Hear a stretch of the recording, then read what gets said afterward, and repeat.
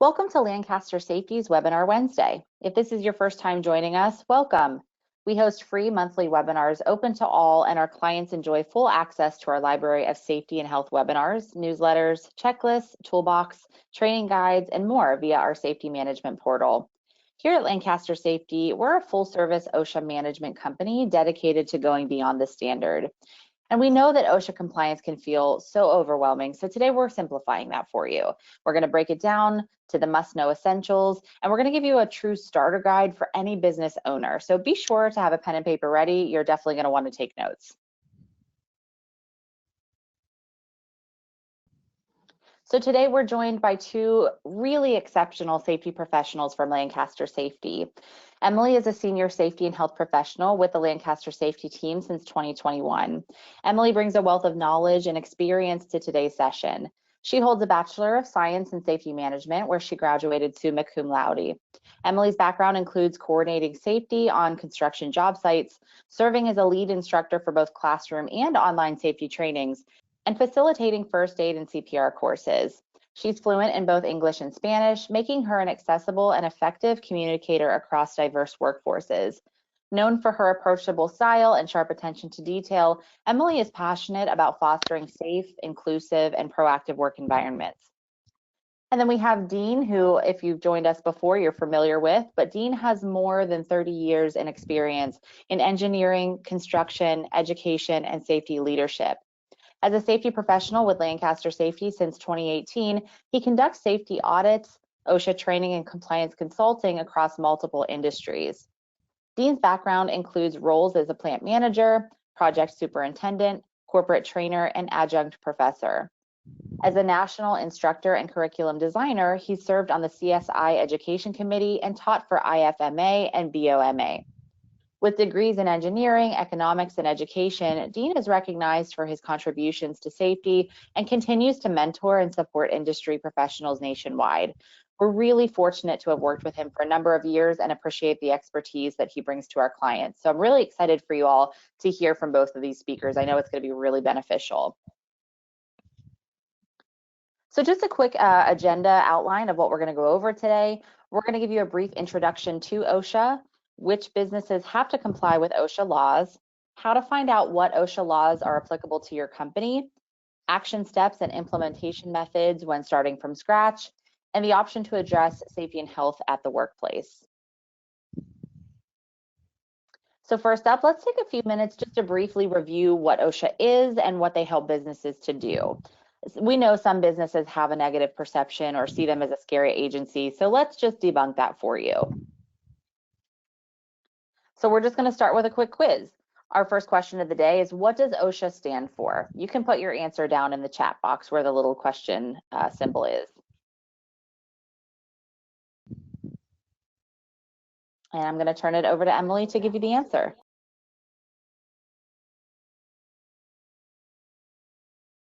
All right, so that answer is C, the Occupational Safety and Health Administration.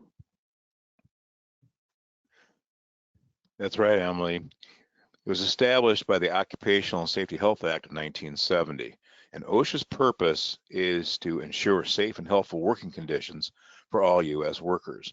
The key pillars of their mission: first, they set minimum standards for safety performance. Second, through inspections and other means, they have enforcement. And most importantly, education and training. Because at its core, OSHA exists to protect America's workforce, to make sure every employee returns home safely at the end of the day.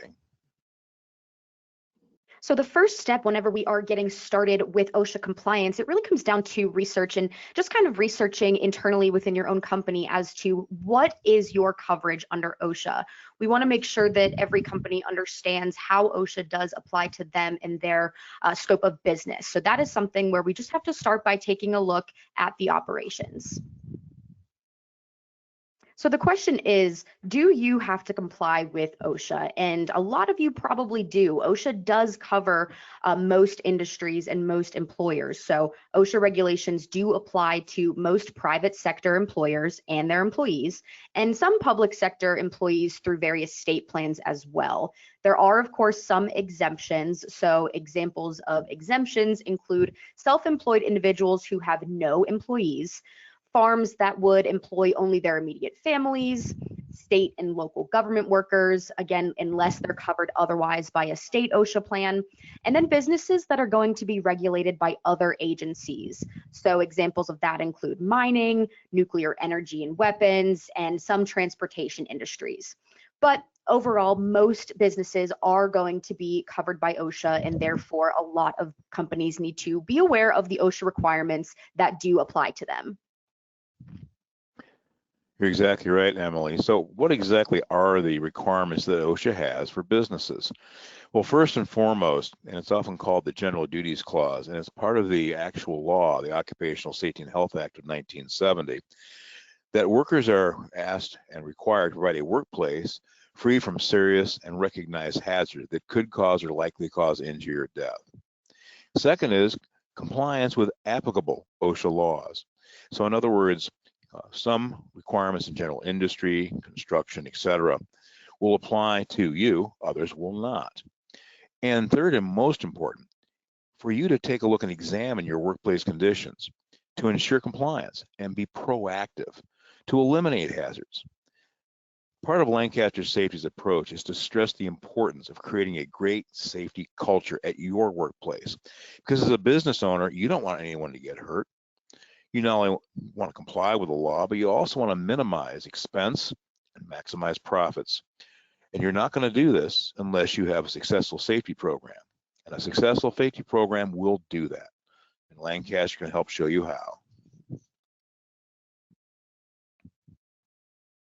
As Dean mentioned, the general duty clause is something that employers need to be aware of. So the general duty clause is kind of this overarching concept that if there's not a specific standard for a given hazard or a violation in the eyes of OSHA, they can essentially use the general duty clause to cite something. So it kind of is that catch-all clause where if it's not something that's specifically stated otherwise, you as the employer still need to make sure that you're providing a safe workplace for your employees. So what you can kind of take away from this is that there needs to be safety leaders that need to be able to find and fix hazards. Again, not everything is going to be directly mentioned in the standards, but if we have the ability to review and assess the given hazards in the workplace, we can then go ahead and eliminate those hazards and not have to get cited by the general duty clause.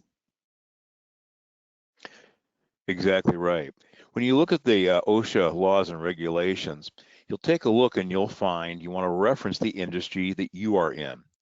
The two main ones, 29 CFR. 29 is the number given to the Department of Labor, where OSHA is housed. CFR is Code of Federal Regulations. And 1910 is general industry. And OSHA's general industry standards include manufacturing, wholesaling, retailing establishments, and they may also apply to any industry to the extent that they supplement specific standards for an industry. 29 CFR 1926, which applies to employers and workers engaged in construction work, which OSHA defines as construction alteration and/or repair, including painting and decorating. Some companies must comply with both General Industry 1910 and Construction Regulations 1926 due to the type of work you perform. Did you know there are different regulations for different industries? For example, if you use scaffolding in general industry, there's a standard that outlines applicable regulations, and there's also a standard that outlines regulations for construction work. OSHA also has standards for maritime, agriculture, record keeping, and more. Thanks, Dean. Now we're going to watch a quick video on recent OSHA changes and updates. In this video, Lancaster Safety breaks down the top 5 OSHA updates that impact most industries. This isn't an exhaustive list, but it will give you a strong foundation for safety planning in the year ahead. 1. OSHA increases penalty amounts annually to adjust for inflation. as required by the Federal Civil Penalties Inflation Adjustment Act. This helps to ensure fines remain strong enough to encourage workplace safety compliance. 2. Here's great news. OSHA increased penalty discounts for small employers. Businesses with 25 employees or fewer may now qualify for up to a 70% reduction, and employers who correct hazards immediately may qualify for an additional 15% reduction. 3. A heat illness prevention rule is anticipated to become a final rule in the future. If your team works in high heat, including indoors, make sure to assess risks, provide water, breaks, shade, and training. 4. PPE must actually fit. OSHA's updated rule explicitly requires PPE to properly fit any construction worker, no matter their body type. This helps ensure that all workers are not put at risk due to poor-fitting personal protective equipment. 5. OSHA updated its walk-around rule. During an OSHA inspection, companies can now choose an employee or non-employee to join the walkthrough. As a bonus item, we'd like to mention that OSHA has also focused the resources on supporting workplace mental health, strengthened enforcement through its severe violator enforcement program for employers that fail to prioritize safety, and continued its national emphasis programs to target inspections in high-hazard industries. The best way to stay compliant and keep your employees safe on the job is to be a proactive safety advocate. That means having safety and health policies and programs in place, training your employees, conducting inspections, and constantly watching out for safety hazards. Lancaster Safety is here to help you stay safe and compliant.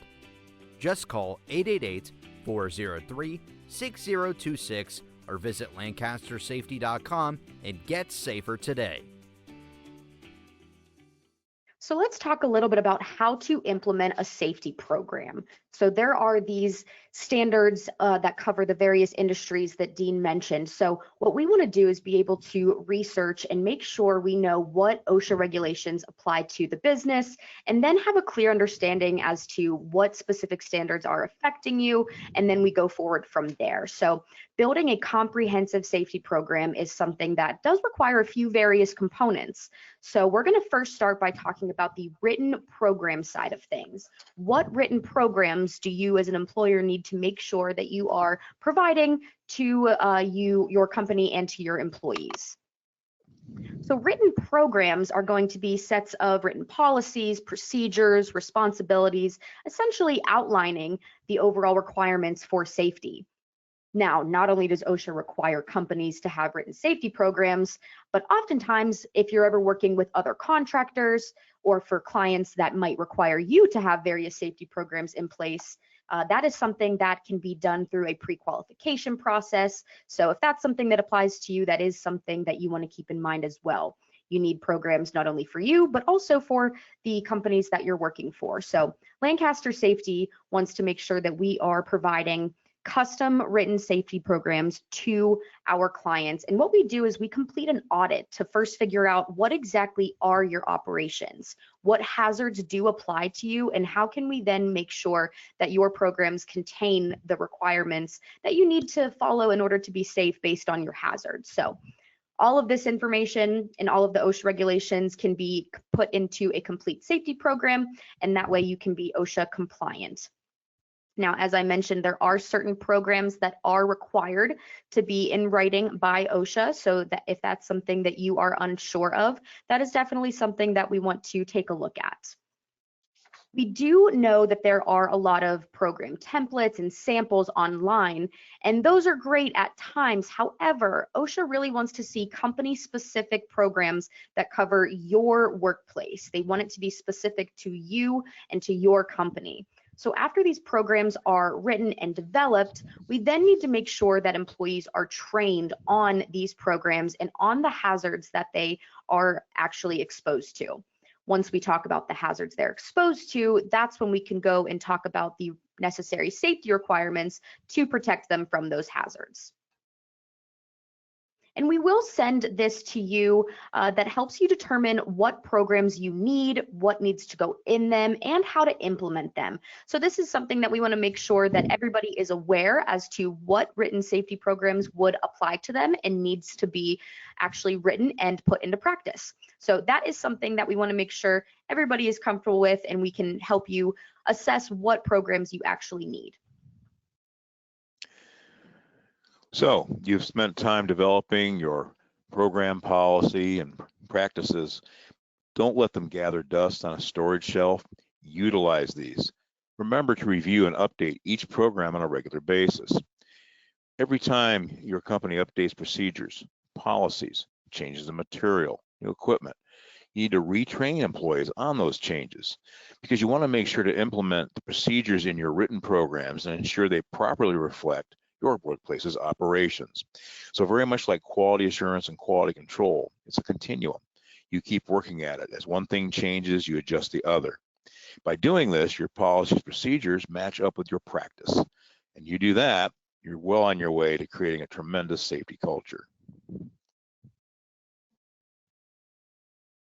Another aspect of that safety culture is making sure that we are providing training to employees. So training is something that needs to happen once we have written programs developed. That way we can teach employees how to best implement the requirements that are outlined in the program. So we want to make sure that the safety hazards that people are exposed to, they then have training on. So training is required at a few different times. You can't just train once and then call it a day. So that is something that we want to make sure is understood by everybody. So training does have to be conducted when employees are first hired or when they're first assigned to a specific task that exposes them to that hazard.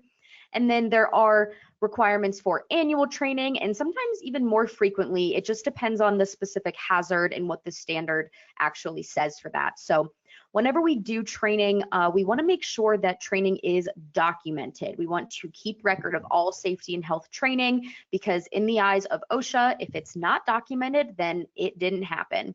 And that's something that's really important to keep in mind. We want to make sure that documentation is something that is consistently kept up with, and we make sure that it is available for if you ever have to look back to it, or for example, if there was ever an injury or an incident at work.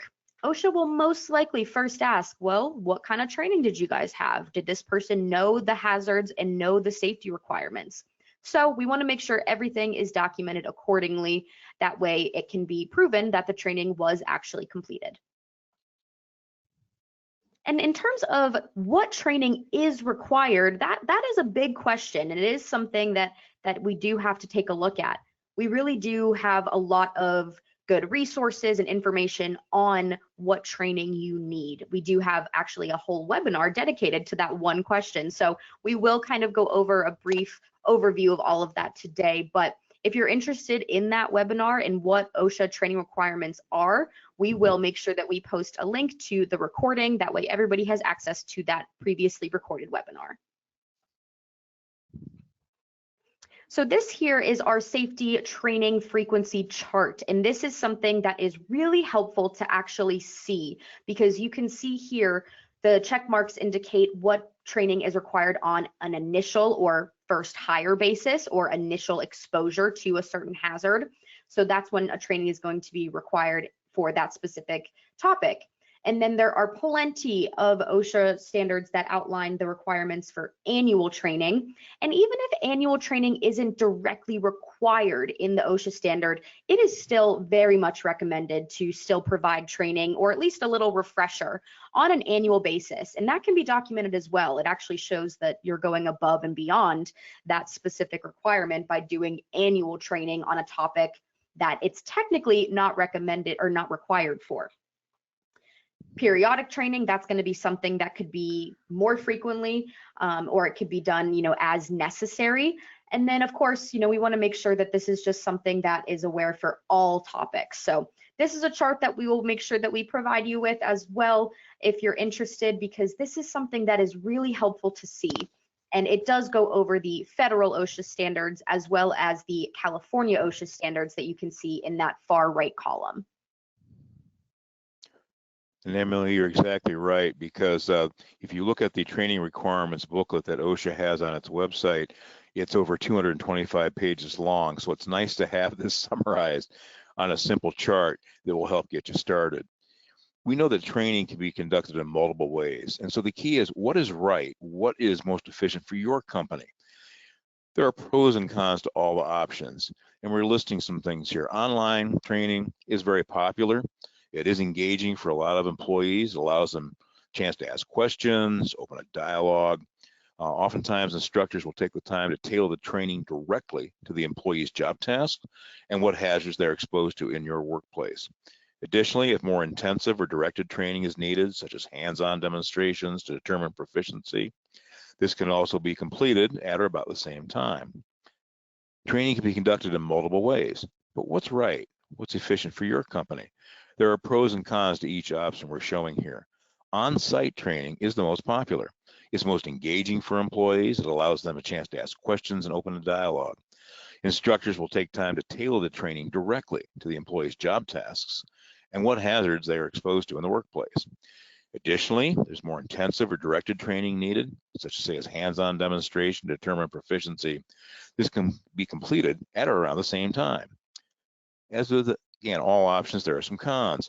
On-site training obviously is limited to training at one location at a time, which also means you're responsible for dealing with the logistics of your team's schedule. Next up is called live online training. This is the closest thing to on-site training, but it does provide you with more flexibility, and it offers a high level of engagement and customization. You can run into some technical issues. It does also limit the opportunity to pair with hands-on training. And lastly is training through a learning management system. These types of trainings are typically module-based and allow employees to complete training anytime, anywhere.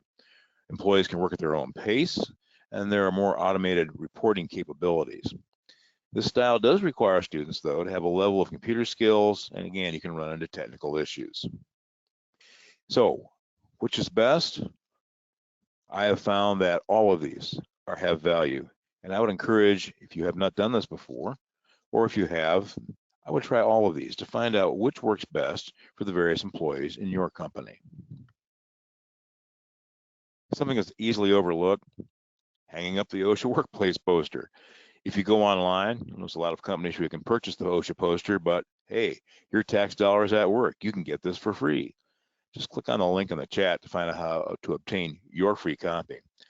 Also, make sure your employees read and understand this poster that goes over their rights.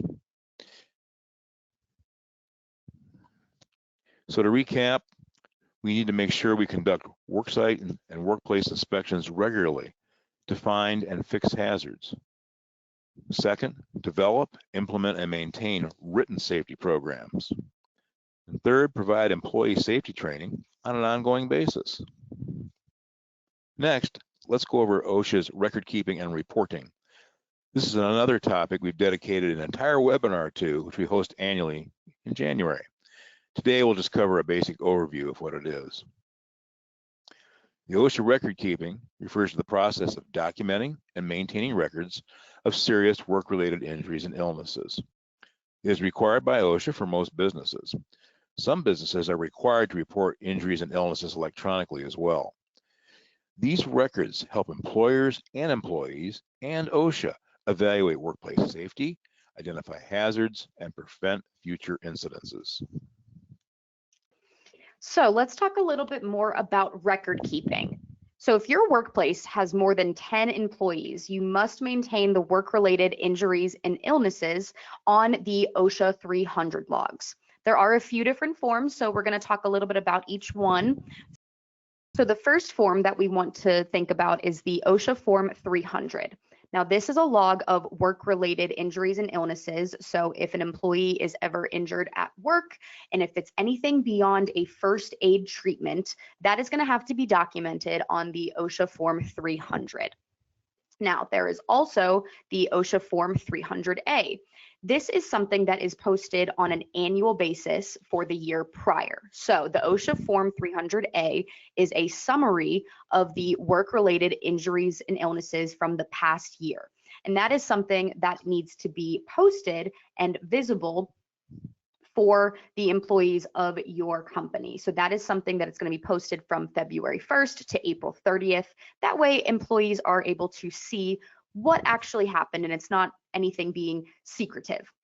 Now the OSHA Form 301, that is going to be an injury and illness incident report. And this can be used to actually document any of the work-related incidents that occur.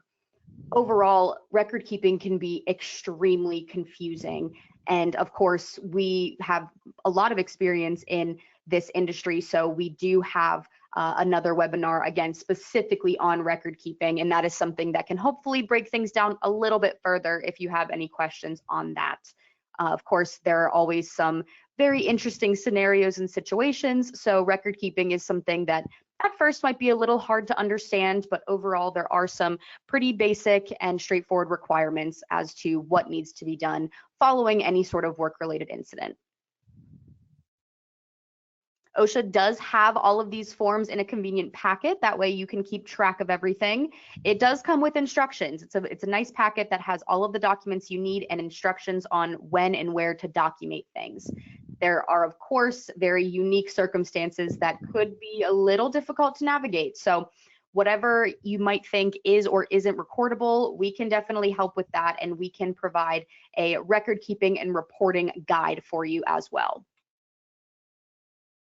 Record keeping and recording are absolutely essential, and OSHA requires that any work-related injury, illness, fatality be recorded. However, there are 4 situations that OSHA specifically requires you to report. A fatality must be reported to OSHA within 8 hours. This can be done by calling the 800 number. It can be done online. Second is that if there is an inpatient hospitalization of any employee, or an amputation, or a loss of an eye, any one of those 3 situations occur, that must be reported to OSHA within 24 hours.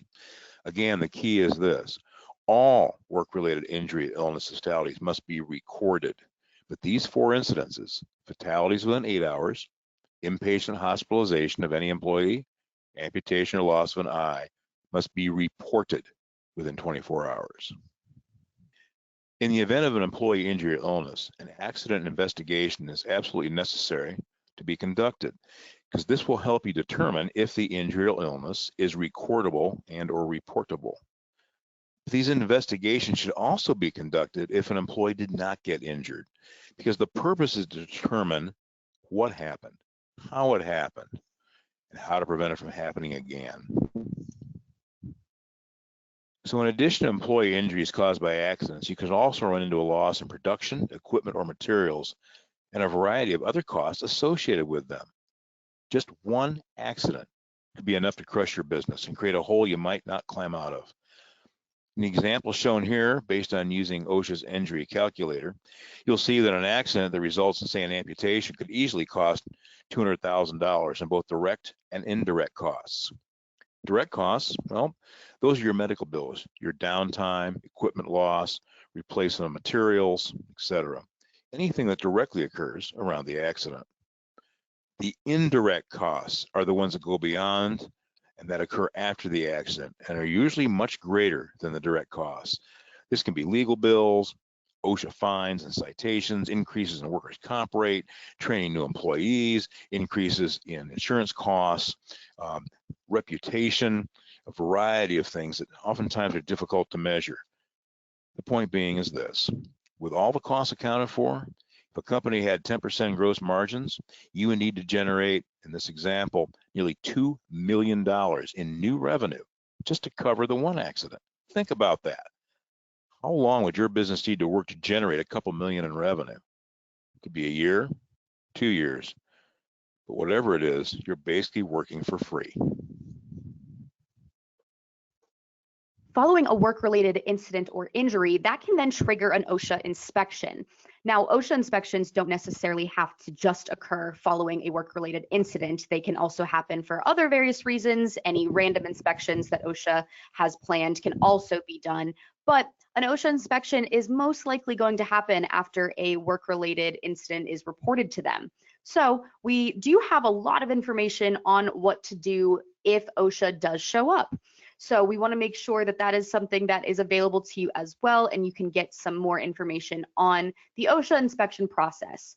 Now, we, of course, will go over a little bit of this now, but we actually had two of our safety professionals host a webinar specifically on this topic, and one of them was actually a former OSHA compliance officer himself. So there's a lot of great insight on that.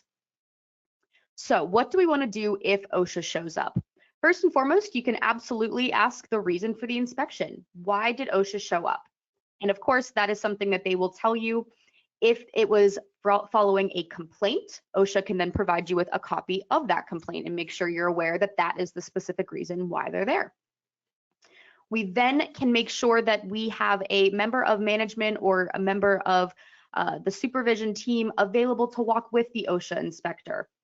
We can absolutely make sure that we politely ask the inspector to wait for just a moment while you get the appropriate person that can then walk with them through the site. So we want to have a designated person with that inspector. And we can also start gathering some documentation while you are waiting.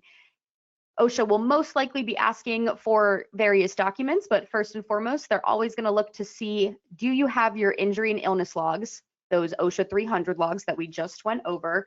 Do you have those ready for review? Are you maintaining them? Do you have them documented? So this is all kind of a big continual process of implementing a safety program. All of these various things we've talked about, such as written programs, training, OSHA record keeping logs, these could all come into play in the event of an OSHA inspection. Now, again, we do have a lot of information on what to do if OSHA shows up, and what we like to say, survive the OSHA inspection. There's going to be a lot of stuff kind of going on, but overall, it is nothing to worry about. You don't have to be perfect. You just have to know the basics of what to do. Now, during the actual walkthrough with the inspector, we want to make sure that we recommend staying with the inspector and accompany him or her at all times. Anytime that the inspector is asking for information, you of course can give them that information. However, you don't have to volunteer information that they're not asking for. Sometimes it might feel like it will help with the situation or might give some better insight or kind of good grace to what they're there to look at, but it can also trigger some more questions and a further deeper investigation on a particular issue that they might not have initially been there for. Anytime the OSHA inspector is taking notes or taking pictures of anything on the site, you should also take those notes and take those same pictures. The inspector should be fairly communicative throughout the actual inspection and should be telling you these things so you're able to take notes and take the same pictures that they are. So it is important to document the same things that they do for your reference, and that way you can also have the exact same information that they have. You, of course, can provide them with any of the information and documentation that they request. Again, you can only provide the ones that are specifically requested. You do not have to volunteer further documentation. And then we want to make sure that any violations that are found throughout are fixed immediately if possible. OSHA loves to see prompt action. They like to see when a company takes the violation seriously, and if it is something that can be fixed relatively easily, that is something that can be done the same day while the OSHA inspector is there, and OSHA would definitely be able to take that into consideration and make sure that they are seeing your good faith efforts in fixing those violations.